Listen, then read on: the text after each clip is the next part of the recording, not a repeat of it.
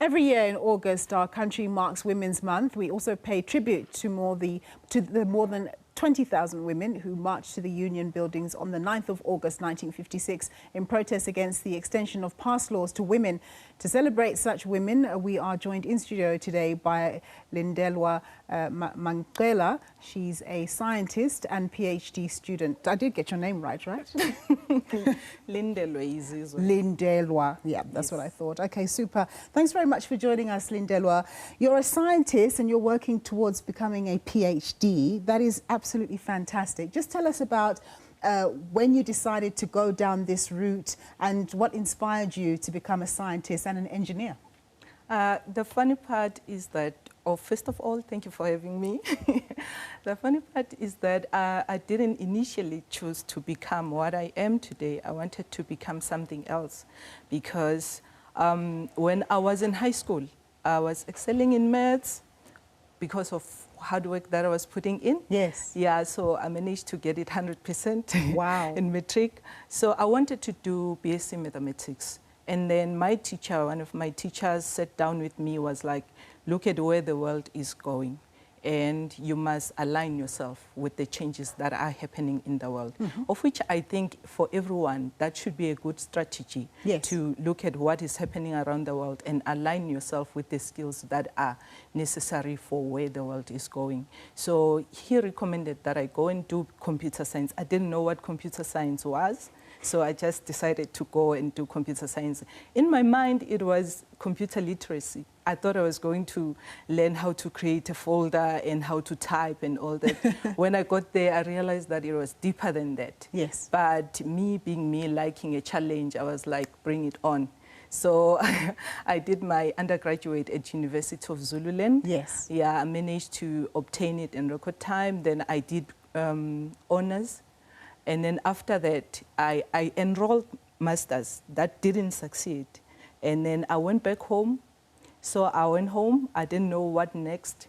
And while I was at home, busy doing some stuff, helping the teenagers, and then I got a call from the CSIR to come and join them. Excellent. Yes, so when I got to the CSIR, I had something else of what I was going to do at the CSIR, but when I got there, I realized, oh, CSIR is a research institution that addresses the national challenges. So I got interest in this research thing, so I enrolled masters again at University of Cape Town.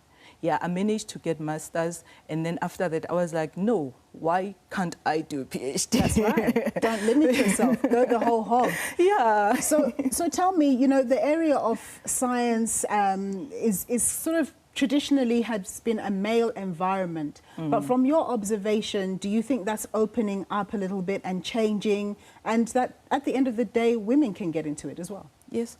I want us to do a little bit of reverse to check it, as in, was it initially created for males, or it's because women were experiencing certain challenges, that those challenges that include the permission, that they were not, permitted to move around, hence the 9th of August marching to the Union building to exercise their rights, to say we are capable of being held within the house, of being held domestically. Yes. We think we can do more. I don't think that initially it was created for a certain gender, but I think it's because there were restrictions. The circumstances. Yeah, the circumstances and the belief that a woman should remain at home while the males are out there trying to get food for their families. Yes, I yeah, agree. but as soon as we got that freedom to say not we can work on our own, yes, then that when we realize that actually this field is created for every gender. So, since you're in the area of finding solutions for the country at CSIR, we know that in South Africa there's a big problem with maths and sciences at the educational level, not just for girls but for boys as well. We have a very, very low pass rate. There are very few of you who get 100%, right? What do you think the challenges are there? A lot of people blame the teachers. Is it parents not doing enough to encourage their children to do homework? Is it the teachers? What needs to happen? I think you're in a position to come up with solutions about improving this, because we remain globally uncompetitive in this arena. First of all, I wish we can stop the blame game. If we can stop the blame game, then that will be our first step to move towards the solution. Yeah. And look at how the maths is taught. Because myself, when I wanted to do BSc mathematics, at the back of my mind, all I had was to come up with Lindelwe's theorem. I didn't know that you can apply maths in real life problems. So if we can maybe emphasize on career guidance, have people from outside to come to our schools and tell us the importance of maths, the actuary, other, positions that can be found in banks, in different companies, come and tell us how do we apply mathematics. Yes. Because it's difficult for someone to expect a person to excel in something if they do not have a long-term goal. Where am I going to use this? That's right. So if we can emphasize on that, why do we need? We are a nation that is rich in minerals and mines. So we should think around that as to why do we need maths if our country is rich in this, So we should be aligning whatever that we do with what the potential of our economy is. Then from there, if there is that motivation, then we will be eager to know maths, to do maths, even if singamthandi lo teacher and yes, but we can still focus and push, because we've got a long-term goal that is still valid, whether the teacher is behaving or not behaving, or we get enough support. Since you're in a solutions-based type of career, you're a scientist and engineer, you're working on solutions for society, there's a lot of pessimism about South Africa, the economy, the job situation, and all of that. What are some of the solutions that you think need to be applied in South Africa so that we can move on as a country? I'll go back to what I was saying.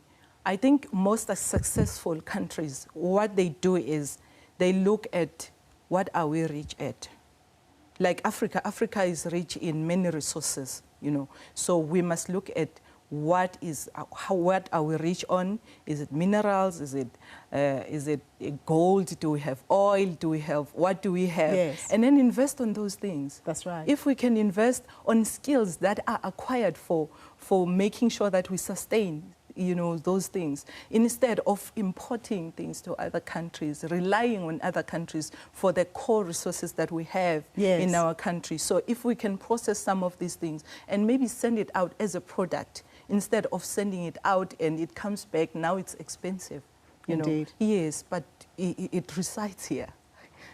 Lindelwe, thank you very much for your time. It was a privilege talking to you. That was Lindelwe Manqele. She's a scientist and PhD student. We say goodbye to our SABC3 viewers, and of course we'll have more news for you on the SABC News channel after a short break.